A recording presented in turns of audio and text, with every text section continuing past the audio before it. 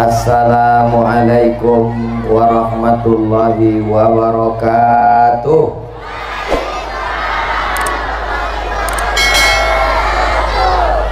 Apa kabar Bapak Ibu semuanya, sehat? Alhamdulillahi rabbil alamin. Allahumma salli ala Sayyidina Muhammad wa ala ali Sayyidina Muhammad. Mudah-mudahan kita semua ini diakui sebagai umat Nabi Muhammad sallallahu alaihi wasallam dan kita mendapatkan syafaatnya insyaallah. Amin ya rabbal alamin. Yang sama-sama kita hormati Mudir Ma'had Dinukum Sultan Fadilatul Ustaz Ad-Doktor Sarimonang Rangkuti An-Nadwi hafizahullah wa saddada khutah, matta'anallahu bituli umurihi wa bihusni adabihi wa lutfihi. Para asatis, para pendiri Al-Mukarram, koordinator Ustadz Hendra Sregar, Kepala Pengasuhan Ustadz Muhammad Fadli Panjaitan, Ketua Tim UAS Sumatera Utara, harap berdiri Ustadz Iqbal Sauki Pulungan. Ini yang mengatur jadwal saya di Sumatera Utara. Setahun 2 kali saya datang ke Sumatera Utara, hari Jumat, hari Sabtu, hari Ahad, hari Senin terakhir. Inilah abang kelas kami yang sekaligus juga abang kelas Ustadz Dr. Sarimonang Rangkuti. Hadir juga tim koordinator lapangan dari tim UAS, namanya Bang Darwis Halomoan Harahap. Berdiri dulu Bang Darwis. Nah, ini tim kita semuanya, para santri yang dimuliakan Allah, bapak-bapak, ibu-ibu, hadirin hadirat, mudah-mudahan semuanya dimuliakan Allah Subhanahu wa ta'ala. Amin ya rabbal alamin. Saya dibawa Bang Iqbal Sauki Pulungan di daerah gunung sana. Orang Islam di sana minoritas, Bapak Ibu. Tak banyak orang kita di situ. Lamalah saya termenung, macam manalah cara menyekolahkan anak-anak ini. Saya bukan orang kaya, saya bukan pula pejabat, tak ada duit saya mau menyekolahkan. Saya dibawa Ustadz Iqbal Sauki Pulungan mengasih beras ke sana. Lama saya termenung, terpikir macam mana membawa adik-adik ini bisa sekolah, bisa mengajarkan Islam, silap-silap bisa berubah akidah mereka. Saya tak mungkin bisa mengunjungi mereka tiap bulan. Hari ini saya baru mendapat jawabannya. Sebagaimana disampaikan Ustadz Dr. Sarimonang Rangkuti An-Nadwi tadi, rupanya yang dididik di pesantren Dinukum Sultan ini adalah bahwa dari daerah minoritas. Mari kita berikan aplaus, tepuk tangan sebagai bentuk penghormatan dan rasa bahagia kita. Dijemput adik-adik anak-anak kita ini kemari belajar di sini gratis. Bisa baca kitab, nahwu, sharaf, balaghah, ma'ani, bayan, mantik, fikih, usul fikih, tafsir, hadis. Mudah-mudahan nanti bisa pula keluar negeri macam pimpinan pesantrennya Ustadz Dr. Sarimonang Rangkuti An-Nadwi, insyaallah. Amin. Saya tadi waktu Ustadz Dr. Sarimonang mengatakan, waktu tadi beliau sambutan, kan dibilangnya saya ini mirip macam orang India, maka saya ke India, kan gitu dibilangnya tadi kan. Langsung saya cemas dengan Bang Iqbal, berarti kami ke Mesir nih karena mirip Fir'aun. Bukan begitu, karena di Mesir bukan cuma ada Fir'aun, Nabi Musa, para alim ulama. Memang kami beda jalur. Beliau ke India, Tapi jangan lupa, ahli-ahli hadis itu berasal dari Nadwatul Ulama dan ada di Lucknow. Lalu kemudian ada namanya Darul Ulum di Deoban. Saya dulu salah satu cita-cita saya kalau selesai LC di Al-Azhar, saya mau melanjutkan ke India. Karena kalau kita belajar di India ini bisa 3 bahasa. Bahasa Arab, bahasa Inggris, dan bahasa India. Saya bahasa India yang saya tahu cuma satu lah, Kya hal hai, Tike. Kya hal hai artinya apa kabar, Tike artinya kabar baik. Karena waktu di Mesir kuliah kami dan musim haji pergi ke Makkah, banyak berjumpa kawan-kawan yang kuliah di India. Yang satu pergi ke India, yang satu pergi ke Mesir. Sekarang sama-sama balik ke Sumatera Utara, balik ke Riau, kembali ke Indonesia, membangun Indonesia. Tapi kami ini udah tua-tua, umur ya sekitar 27-28 lah. Siapa yang akan melanjutkan dakwah ini? Yang akan melanjutkan dakwah adalah adik-adik, anak-anak kami, anak kita semua dari pesantren di Nukum Zoltan, insyaallah. Amin ya rabbal alamin. Harimau mati meninggalkan belang, gajah mati meninggalkan gading, manusia mati meninggalkan kredit. Tapi yang mendirikan pesantren ini kalau meninggal dunia meninggalkan amal jariyah, mengalir sampai hari kiamat insyaallah. Amin.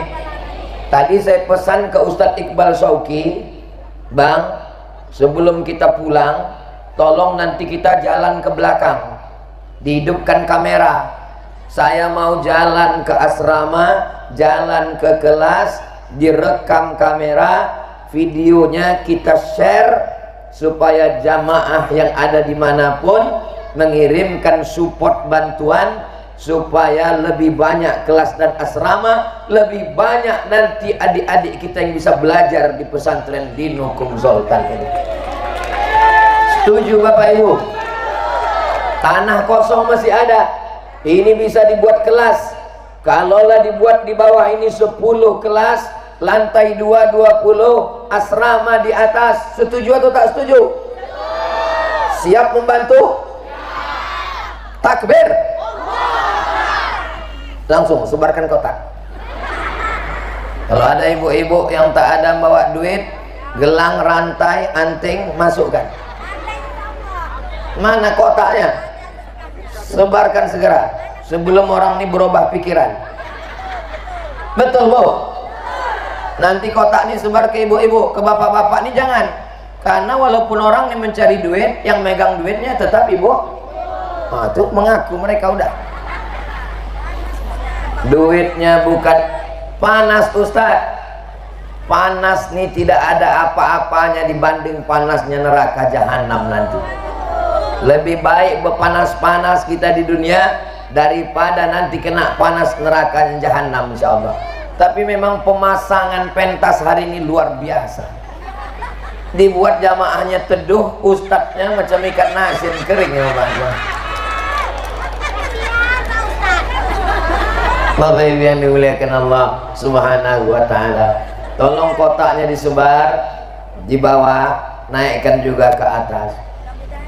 Sallallahu ala Muhammad, sallallahu alaihi wasallam, sallallahu ala Muhammad, sallallahu alaihi wasallam. Ya Nabi salam alaika, ya Rasul salam alaika, ya Habibi salam alaika, salawatullah alaika. Allahumma sholli ala Sayyidina Muhammad. Islam itu rukunnya ada 5. Pesantren pun begitu juga. Pesantren itu rukunnya ada 5. Rukun itu artinya tiang. Pentas ini bisa tegak berdiri karena ada tiang. Apa tiang pesantren? Tiang yang pertama ada masjid. Pesantren di Nukum Sultan ini ada masjidnya? Ada. Ini masjid. Maka kalau ada pesantren tak ada masjidnya, berarti kurang rukun dan tiangnya. Masjid untuk awal begini, tapi nanti dengan banyaknya santri berkembang, insya Allah besar masjid, megah. Walaupun saya sudah tak lagi ada di dunia, tapi insya Allah saya, bapak, ibu mendapatkan amal jariahnya insya Allah. Amin. Rukun yang kedua ada kiainya. Kalau di Jawa namanya kiai, kalau di tempat kita namanya tuan guru. Alhamdulillah tuan gurunya ada, tak diragukan lagi. Dari Lucknow, dari Deoban, dari Aligarh. Lucknow, Deoban, Aligarh, akidah Ahlus Sunnah wal Jamaah. Sebelum sampai ke Lucknow, Deoban, Aligarh, belajar di Mustafawiyah Purba, di bawah bimbingan ulama-ulama dari Makkah Al-Mukarramah. Datanglah seorang anak muda dari Mandailing, Natal, namanya Syekh Mustafa Hussein, belajar di Saulatiyah di Makkah Al-Mukarramah. Setelah pulang ke kampung, mendirikan pondok pesantren. Pesantren tertua di Sumatera dan santri terbanyak di Pulau Sumatera. Dan beliau adalah alumninya.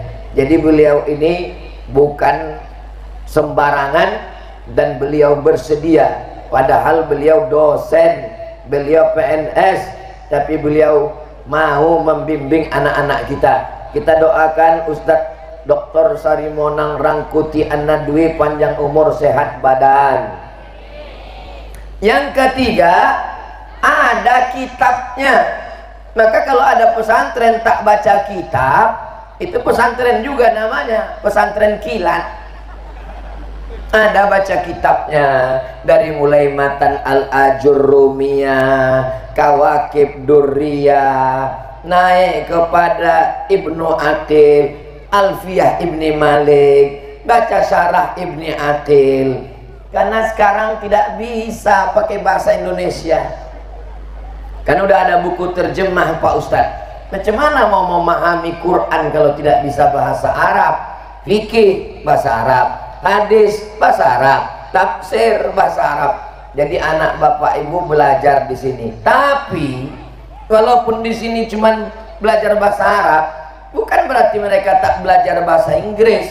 Di sini tetap punya ijazah umum, bahasa Inggris, fisika, kimia, matematika, fisika, bahasa Inggris, matematika, bahasa Indonesia.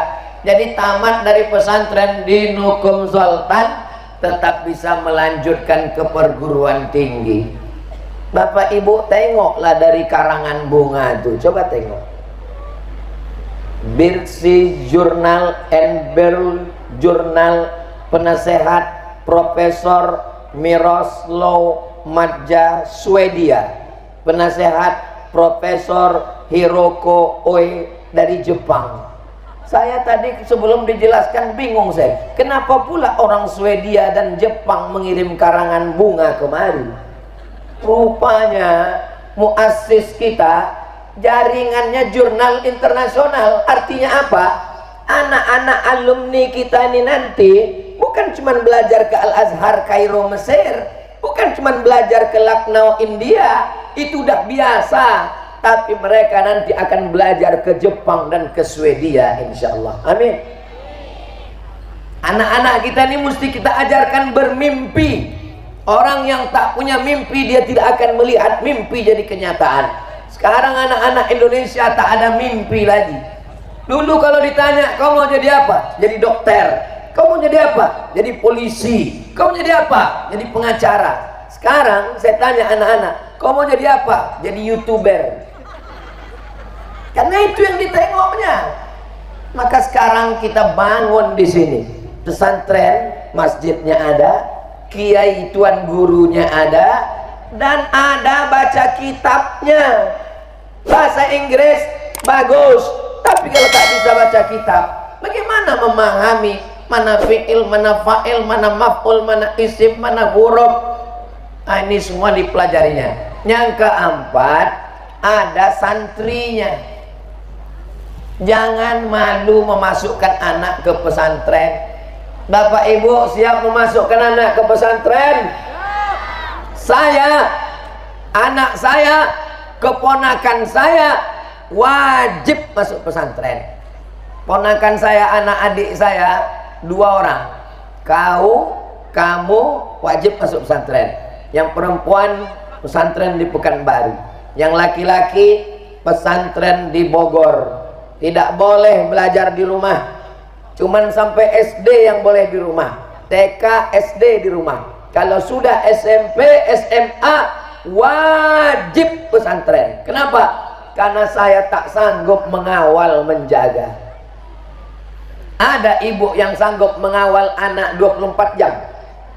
Mana kita sanggup? Handphonenya, tontonannya, Facebooknya, Instagramnya. Ibu-ibu menangis meleleh air mata, dipanggil polisi. Kenapa? Rupanya handphonenya dimainkan anaknya, kena judi online 40 juta. Orang tua dipanggil, razia handphone di sekolah. Mengamuk guru di sekolah. Bu, itu handphone anak ibu kami buka, isinya macam-macam. Kata si ibu, mohon maaf Pak Ustadz, itu handphone suami saya.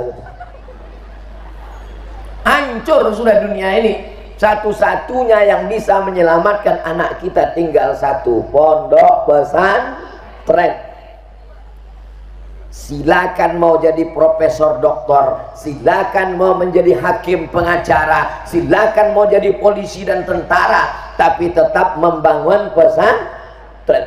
Muassis pendiri pesantren di Nukum Sultan ini, beliau punya penghasilan, beliau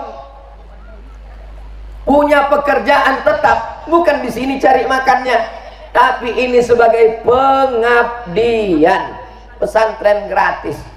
Enggak gratis Pak Ustadz, berbayar. Saya tanya tadi, Ustadz ada yang berbayar?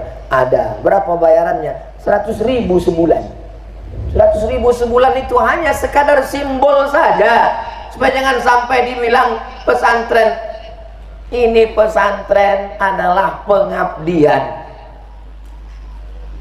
Bapak-bapak dokter, duit banyak, jangan sampai habis duit kalian itu mati. Bangun rumah, beli mobil, selesai. Beli tanah, buat pesantren, cari gurunya dari purba yang hafal Quran, bisa nahwu shorof, buat.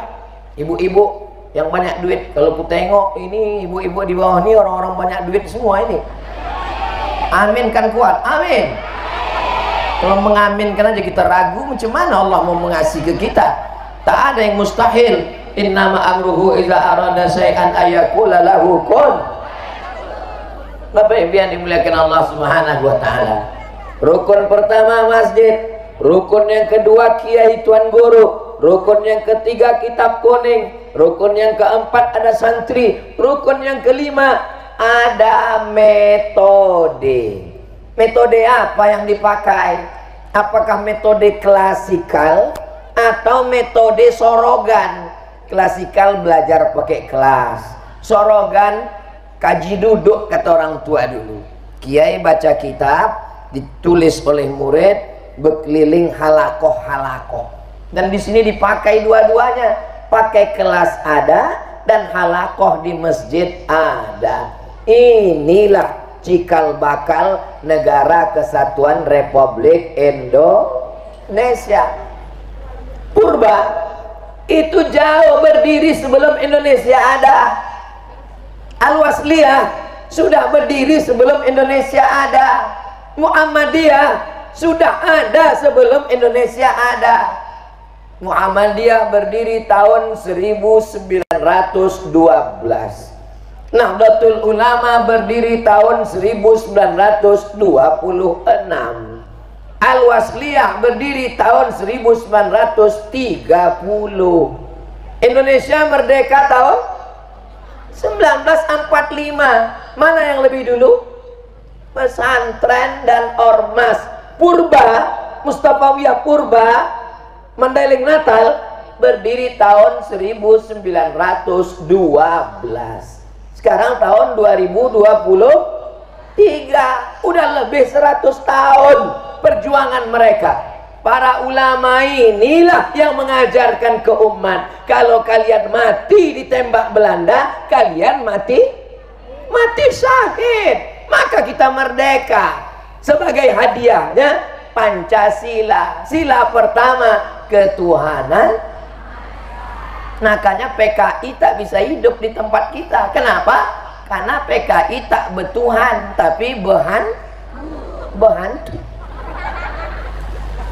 Saudara yang dimuliakan Allah Subhanahu wa Ta'ala, kalau ada orang mengatakan belajar di pesantren radikal, belajar di pesantren tidak taat NKRI, datang kalian ke pesantren di Nukum Zoltan, kalian tengoklah, tendanya aja merah putih. Datang kalian kemari, tengok itu bendera belum dilepas dari sejak 17 Agustus. Tengok jamaahnya di sini, tudungnya merah, bajunya tidak pula putih. Orang ini cinta NKRI, so sweet. Ustaz Somad, tengok merah putih, tapi dia tidak hanya sekedar cinta Indonesia, tapi dia juga peduli pada Palestina. Tapi dia tidak, jangan tepuk tangan lu, masih banyak lagi nih. Dia tidak hanya sekedar cinta Indonesia, peduli Palestina, tapi adat istiadat tetap tidak tinggal. Pakai ulos dia sekarang. Cobalah kalian tengok. Itu maka ku pakai dari tadi, padahal panasnya luar biasa ini. Ku tahan-tahan kan. Hah? Ada mereknya Nukum Zoltan ya? Ada mereknya, bukan ulos sembarang ulos.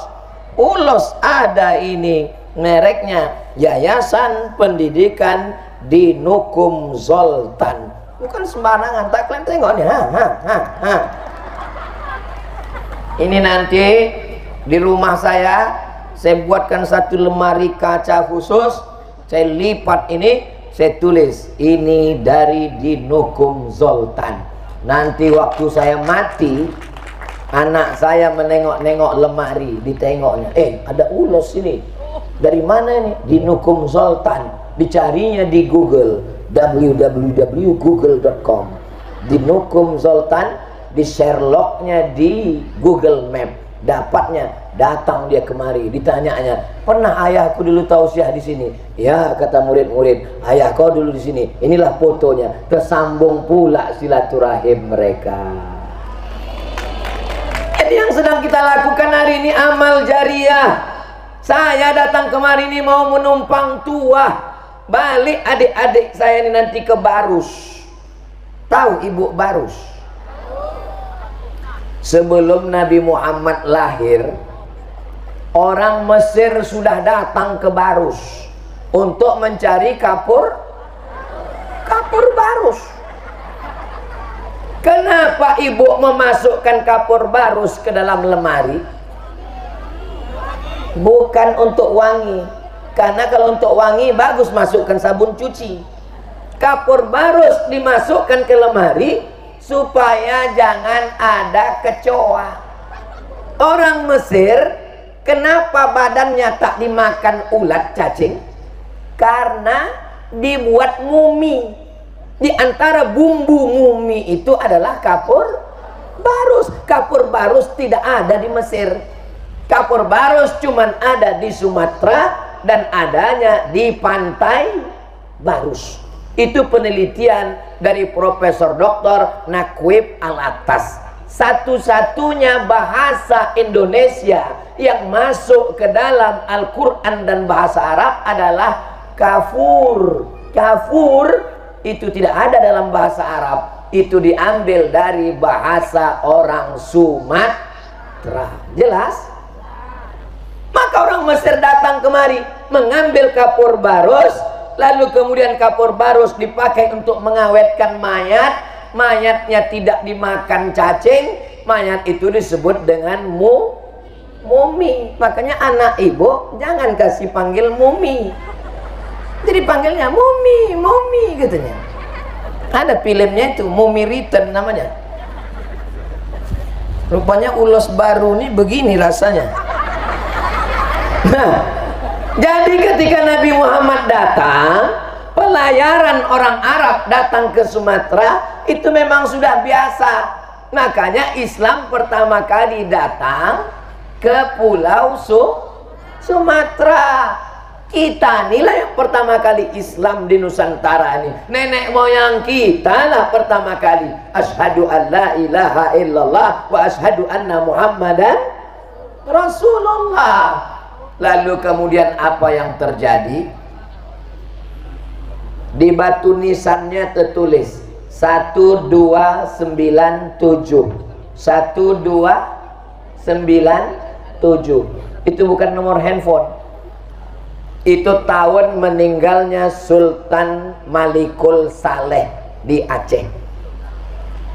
Wali Songo di Jawa 14 sekian sekian. Pertanyaannya, berapakah jarak antara Wali Songo dan Sultan Aceh? Memang kalau kena panas nih susah berpikir memang. Aku aja pun hilang-hilang timbul rasaku pengajian nih. Artinya 200 tahun saya ziarah ke makam Sunan Ampel, saya tengok nisannya 1400 sekian. Saya pergi ke Sultan Aceh, saya tengok nisannya 1297. Artinya jaraknya lebih kurang 200 tahun.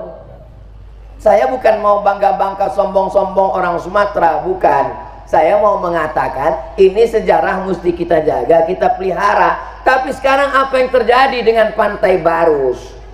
Sebagaimana disampaikan Ustadz Sarimonang, kita sebagai minoritas, anak-anak kita tak belajar agama. Di mana mereka bisa belajar?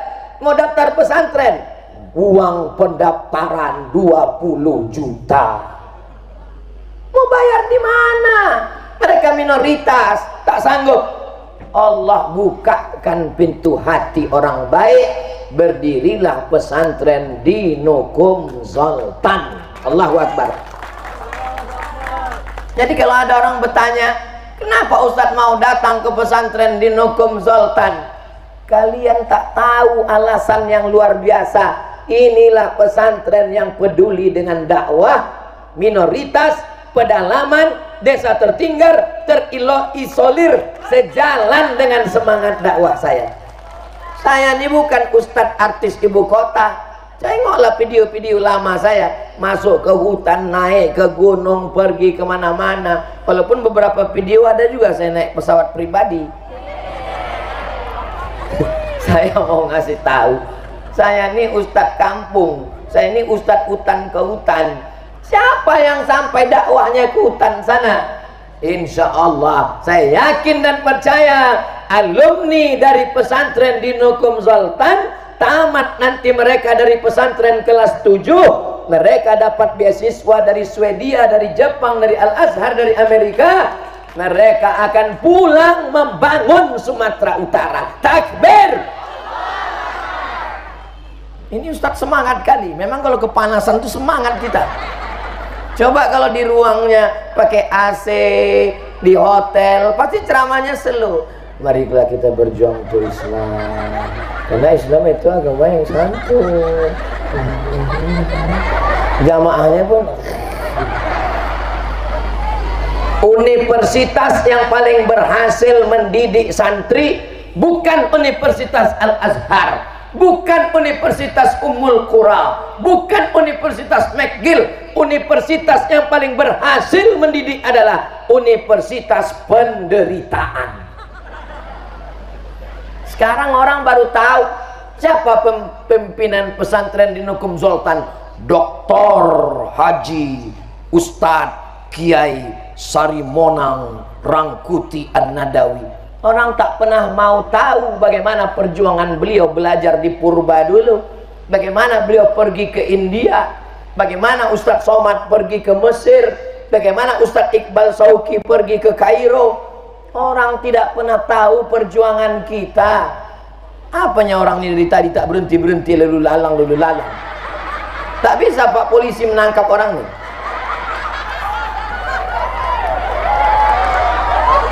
Mohon maaf ya Bu, jangan tersinggung Bu. Sakit hati Oci itu ke aku. Aku tidak serius Bu. Takut pula ibu ini lewat lah.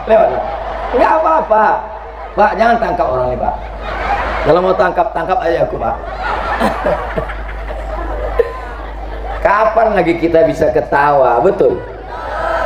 Sekarang orang serius saja bawaannya mau pilpres ini. Naik, kalau kita terlalu serius naik semua. Asam urat, asam lambung, asam pedas, asam bawang, asam limau purut, semua naik. Tapi begitu kita berada di pesantren di Nukum Zoltan, saya tengok semuanya cerah, semuanya Masya Allah, berpayung semuanya, berpayung kalender. Kalau Tuan pergi ke Makkah, jangan lupa membawa porter. Sudah lama Abdul Somad ceramah, baru disinilah orang beratap kalender. Jangan lupa kalender tuh bawa balik ke rumah, ditempel di dinding, supaya setiap hari nampak kita pesantren di Nukum Zoltan.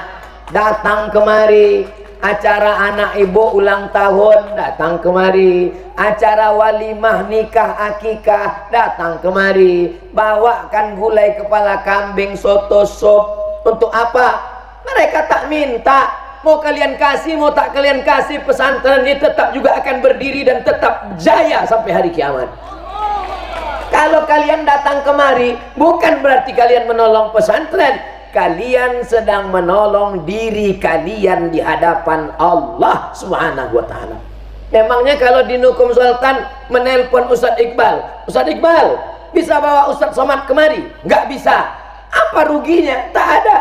Saya tak dapat amal jariah dari alumni yang akan berdakwah di daerah minoritas, di perkampungan. Siapa yang mau ceramah ke sana? Yang akan menyampaikan dakwah adalah alumni-alumni, karena itu kampung halaman mereka. Kita sedang menumpang tuah, kita sedang mengambil berkah. Semua yang hadir ini insya Allah dapat amal jariah insya Allah. Amin. Saudara yang dimuliakan Allah Subhanahu wa ta'ala, ada seorang perempuan namanya Saulah. Siapa namanya? Saulah, bukan Somad.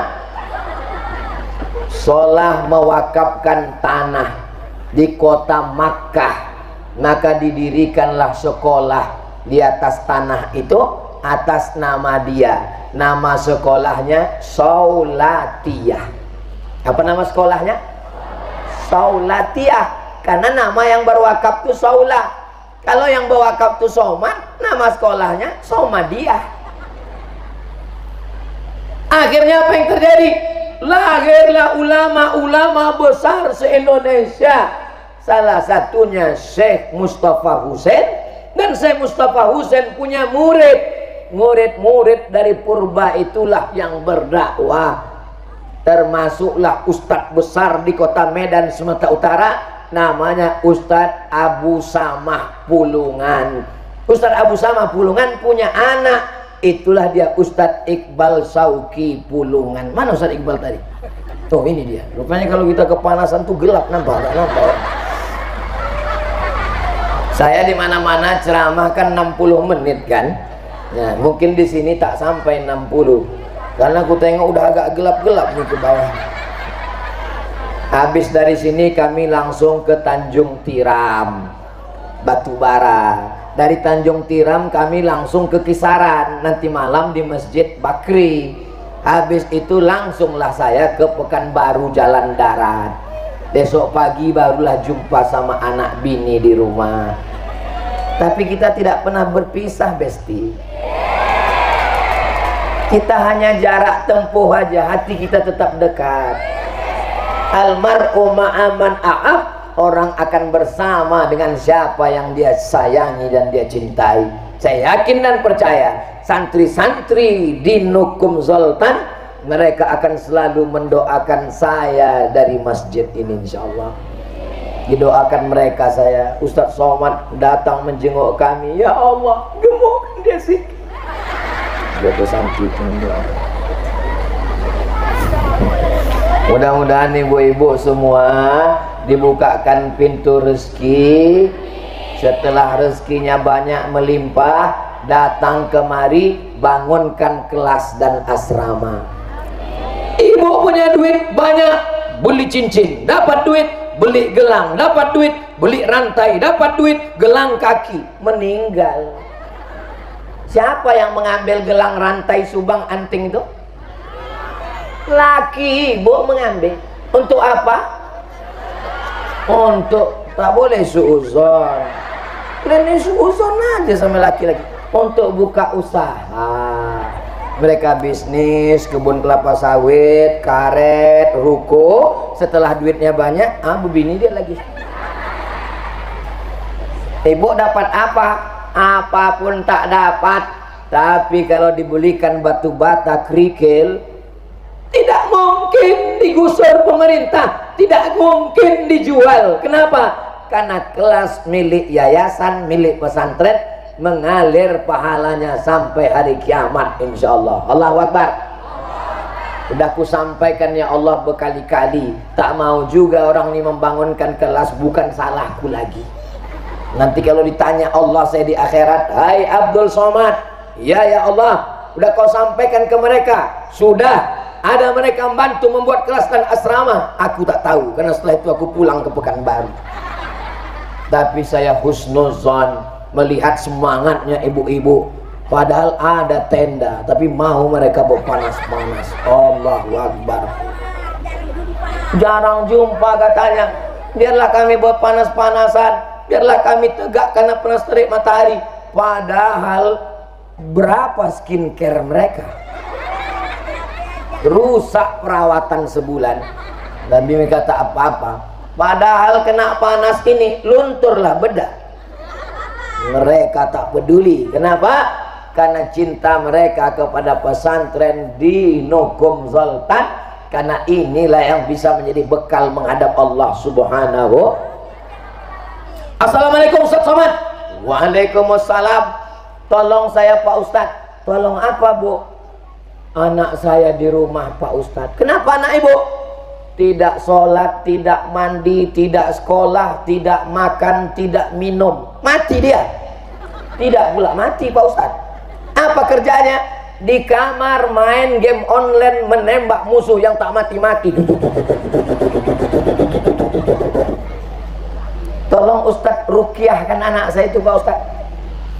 Lama saya berpikir, belum pernah saya dapat doa ruqyah Allahumma inni a'udzubika min game online. Kenapa anak ibu bisa kecanduan game online? Siapa yang membuatkan dia kamar sendirian? Saya yang membuatkan kamar dia Pak Ustaz. Siapa yang memasangkan AC? Saya memasangkan AC Pak Ustaz. Siapa yang membelikan TV sama laptop? Saya membelikannya Pak Ustaz. Siapa yang mengasih dia 4 giga? Saya Pak Ustaz. Sekarang anak ini kecanduan, siapa yang salah? Ustaz. Aku pula yang salah. Sayang sama anak bukan membelikan handphone, mobil, motor. Sayang sama anak, antarkan ke pesantren. Iyalah, Ustadz dulu pesantren kan karena Ustadz anak banyak, 12 adik-beradik. Saya ini anak pertama, adik saya 1 orang. Saya cuma berdua. Emak saya sayang dengan saya. Dibiarkannya saya di Mesir 4 tahun tak balik-balik. Kenapa Ustaz tak balik? Tiket mahal. Sampai temenung saya, jangan-jangan aku ini anak angkat mungkin. Kok sampai hati lah mak aku ini membiarkan aku jauh belajar ke Mesir nih. Setelah saya pulang punya anak, rindu, sayang, cinta, kasih. Saya tanya almarhumah emak saya, "Mak, aku ini anak kandung." "Iyalah, aku anak angkat." Tak rindu mak sama aku waktu aku kuliah 4 tahun di Mesir. Putus surat rinduku. Saking kan rindunya. Sedang menyuci aku di dapur, ku dengar suara kau memanggil, "Oma!" Berhenti aku menyuci, mengungu aku ke kamar saking rindunya. Putus urat rinduku sama kau. Kenapa mak biarkan aku sekolah jauh? Supaya kau jadi orang. Kalau kau tak sekolah, kau jadi hantu. Sayang sama anak bukan diletakkan di celah ketiak. Sayang sama anak bukan dibelikan motor, mobil, kamar megah, mewah, handphone, gadget. Sayang sama anak, biarkan dia terbang sejauh mata memandang. Di hari petang dia akan pulang. Setiap saya ceramah pagi, siang, malam, tahajud, witir, mengalir untuk almarhumah ibu saya. Kalau nanti anak ibu lulus di India, dikirim apa tidak? Dari bunyinya takut mengirim. Rindu mak sama aku waktu aku kuliah dulu. Aku rindu sama kau. Macam mana cara mak mengobati rindu? Ku cari anak-anak tetangga yang hitam macam kau. Hari raya ku belikan baju, ku undang makan ke rumah, ku sapu kepalanya untuk mengobati rindu aku sama kau. Begitulah perjuangan ibu. Kalian pun adik-adikku santri-santri, ini bercampur antara santri dengan tak santri. Nampak kecil, rupanya muka udah tua. Mohon maaf Pak, jangan tersinggung. Yang santri di Nukum Zoltan angkat tangan. Masya Allah, adik-adik santri luar biasa. Kalian belajar, udah turun, jangan lama-lama nanti ketiak basah. Kalian belajar serius di sini adik ya, belajar serius. Enak lah Ustadz ngomong gitu. Ustadz dulu dijenguk tiap bulan. Saya dulu di Darul Arafah Lau Bakri Deli Serdang, tahu? Situ lulus ke sekolah. Emak saya tinggal di Riau. Emak saya menjenguk saya ke Darul Arafah setahun sekali. Zaman itu bukan macam sekarang enak naik pesawat, naik si piro dolok hole. Udah musnah bis tuh dah. Setahun sekali baru dijenguknya saya. Supaya apa? Supaya anak nih sekolah, supaya anak nih belajar. Maka adik-adikku sekalian, ini saya sampaikan karena kebetulan orang tuanya ada dan anaknya ada. Kadang orang tua mau, anak pula tak mau. Betul Bu? Kadang anaknya mau, orang tua pula tak mampu. Solusinya hanya ada di pesantren di Nukum Zoltan. Allahu Akbar. Kenapa Ustadz sebut terus pesantren ini? Memang begitu dia, setiap 10 menit sekali disebut. Namanya juga iklan. Mau kau iklankan mau tidak, mau kau sebut atau tidak, pesantren ini akan tetap megah, hebat dan jaya. Tapi kalau kau sebutkan dalam ceramahmu Abdul Somad, kau dapat amal jariah. Yang untung saya atau pesantren? Saya yang untung. Pesantren tak dapat untung apa-apa. Akulah yang dapat untung, dapat amal jariah. Ustadz kan amalnya udah banyak, ceramah Ustadz kan sudah banyak. Saya tak yakin ceramah saya ini masih ada pahalanya. Saya ragu, karena saya ini udah kena penyakit sum'ah, riya, ditengok orang, ditonton orang, dipuji orang. Tengoklah namaku semua tertulis itu. Ustadz Profesor Abdul Somad, Ustadz Profesor. Pas ku tengok karangan bunga pertama, kembang lubang hidupku. Tengok yang kedua, makin membesar dia. Abdul Somad, Abdul Somad, Abdul Somad, Abdul Somad. Jangan-jangan pas di akhirat nanti kata malaikat, Abdul Somad, amal ceramah kau sudah habis semua gara-gara riya dan sum'ah. Tapi kau ku masukkan ke surga karena doa dari santri pesantren di Nukum Zoltan. Abdul Somad yang berada di atas pentas, pentasnya hebat, pentasnya megah, sound systemnya mantap. Sementara yang duduk di bawah tak dapat pentas, tak pakai alas, berdiri di atas sawah. Boleh jadi mereka lebih dulu masuk surga daripada Ustadz Abdul Somad. Betul? Diaminkan orang ini pula. Saudara yang dimuliakan Allah Subhanahu wa Ta'ala, nanti ketika kita di padang mahsyar, tidak ada tenda, tidak ada atap. Wahai tukang sewa tenda, aku kasih tahu sama kalian ya, tak ada orang mati bawa tenda. Naka kita ini mati semua, tak ada atap, tak ada tenda, pokok-pokok kayu. Gunung Sibaya, Gunung Kidul, Gunung Merapi tercabut. Watakunul jibalukal,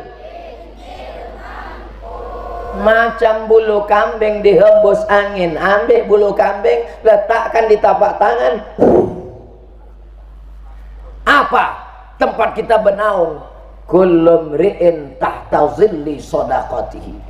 Setiap orang akan bernaung nanti di padang mahsyar di bawah sodakoh. Sodakoh lah tempat bernaung. Yang membangun kelas, yang membangun asrama, yang membangun ini pesantren atau apa nih? Kenapa gitu Pak Ustadz? Tengoklah bahasa Inggris. Welcome to our class. Selamat datang di kelas kami. Luar biasa. Bapak Ibu yang dimuliakan Allah Subhanahu wa taala. Saya yakin dan percaya tahun depan akan datang orang menimbun tanah sawah ini, dibuat cor, dibuatkan. Abdul Somad tidak diajak meletakkan batu pertama, tapi nanti pas pengguntingan pita peresmian gedung asrama 4 lantai, barulah mereka mengundang. Berikut ini pemotongan pita dan peresmian pemencetan tombol oleh Al-Mukarram Ustadz Abdul Somad. Pas dipencet tombolnya, macet pula tendanya, tidak keluar.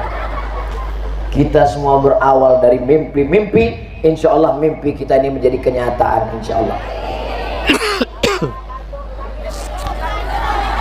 Kalau makan jambu kelutuk, jangan dimakan dengan kubis. Kalau Ustadz udah batuk-batuk, tanda ceramah sudah habis. Tadi saya mulai jam 9:30, sekarang udah jam 10:15. Di akhir majelis ini mari kita sama berdoa kepada Allah. Mudah-mudahan kita semua diberikan kesehatan, santri-santri kita semangat belajar, bapak ibu dibukakan pintu rezeki untuk membantu, ustadz-ustadz kita diberikan semangat dan keikhlasan. Indonesia baldatun thayyibatun wa rabbun ghafur. Ala hazihi niat, untuk niat yang baik-baik ini, untuk niat yang baik-baik ini, Al-Fatihah.